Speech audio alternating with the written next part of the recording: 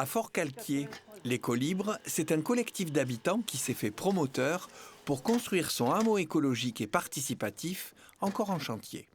En fait, il y a deux bâtiments différents, avec une sorte de forum au milieu. Et donc là, devant toi, tu as le bâtiment des communs, c'est-à-dire tous les services qu'on a mis en commun pour en profiter tous en même temps. Mais par exemple, chez nous, on n'a pas systématiquement une chambre d'amis, parce que ça ferait 10 chambres d'amis qui seraient inoccupées la moitié ou les trois quarts du temps. Du coup, on a construit dans ce bâtiment 2 chambres d'amis, et voilà. Et là, je peux te garantir qu'elles seront occupées à plein de temps, ça c'est sûr. Ah, sinon, il y a une buanderie, il y a 4-5 machines à laver, un séchoir, il y a des ateliers.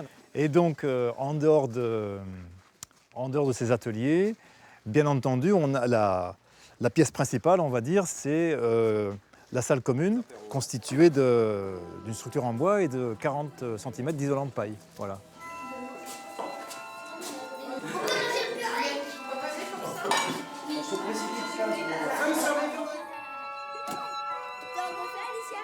C'est né d'échanges entre 2 couples de jeunes parents autour d'une idée de construire une maison ensemble sur un même terrain, avec l'idée à la fois que ce soit une maison écologique, mais surtout que ça facilite le lien parental. On a commencé à lire tout un tas de choses et la lecture d'un article de la maison écologique sur le projet de Oakerton House, quelque part dans le centre de l'Angleterre, nous a vraiment donné envie d'avoir un projet d'habitat groupé à plus que 2. Voilà. C'est un projet qui mutualisait beaucoup de choses, l'énergie, la gestion de l'eau, des déchets, le terrain, l'architecture. Voilà. Et on a eu envie d'avancer vers ça. Et puis en cours de route, on a eu l'idée de pouvoir prendre soin de nos parents le jour où ils seraient âgés, en leur offrant une alternative à la maison de retraite. Donc d'où l'idée d'avoir des logements pour les personnes âgées ou vulnérables. J'ai des enfants et des petits-enfants, mais ils sont loin. Donc je me suis dit que si j'avais pas envie de vieillir seul, il fallait que je trouve un éco-habitat, absolument, et je l'ai trouvé. Et j'en suis ravi. Et là, quand je traverse la cour, je suis interpellé par des enfants de 2 ans qui m'appellent par mon prénom, qui ont envie de monter dans ma brouette, je suis le plus heureux des hommes. On n'a pas encore de cuisine commune, alors il faut bien partager les cuisines. Ah, Joanne. Bon, tiens, vas-y. J'en ai un deuxième aussi. Il y a beaucoup de projets qui n'aboutissent pas, oui. Trop compliqués. La dynamique du groupe est trop difficile, il y a trop d'agressivité, trop d'incompréhension.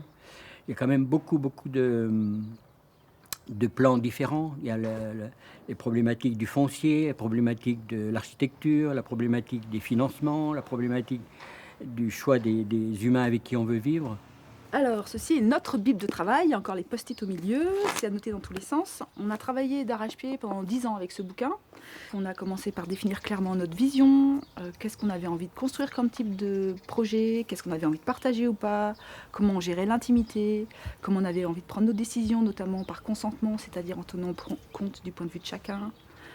Comment on gérait les animaux sur place. Et puis, on a aussi beaucoup réfléchi à comment on accueillait les nouveaux habitants, les nouveaux membres du groupe. Les conflits, ça fait partie de la nature humaine. C'est pas un truc qui arrive par accident, c'est normal que ça arrive. Alors du coup, c'est aussi normal que d'avoir faim. Donc comment on fait pour accueillir ça? Comment on fait pour prendre soin de ceux qui sont fatigués parce qu'ils bossent à fond dans le projet? Comment on fait pour prendre soin de ceux qui sont fatigués parce qu'ils sont en train de s'occuper d'une personne âgée ou d'enfants qui oublient de dormir la nuit, par exemple? Voilà. Le deuxième plat. Il y a notamment comment on prend nos décisions.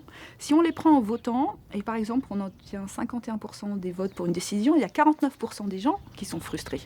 Alors que si on prend nos décisions en faisant élaborer des propositions en commun et en enrichissant la proposition au fur et à mesure en fonction des réactions des uns des autres, on obtient une proposition qui est adoptée par tout le monde et qui donne envie d'être mise en œuvre. Ça réduit déjà considérablement les conflits qui vont pouvoir être générés de ça.